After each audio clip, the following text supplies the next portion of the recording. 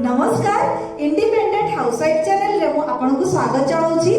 समय परिवर्तन सहित आम गाँव छवि आज बदली जाइछि।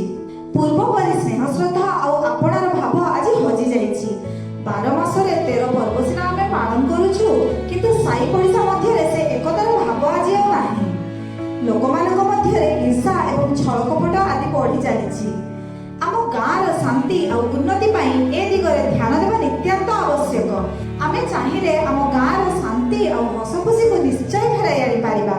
एहाकु नै मो माउसी श्रीमती अनुपमा महांतकर रचित किए बा खोजी दबो कविताटी आपनकु गाई सुनाउछि। आशा करूछि आपनक मनकु निश्चय छुइबो।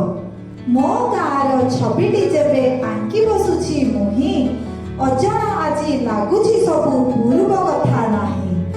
बदली जाइछि घर दुआर बाट ओ घाट सबु, गोरु जगाड़ी निधि भाईना होइछि आजि बाबू।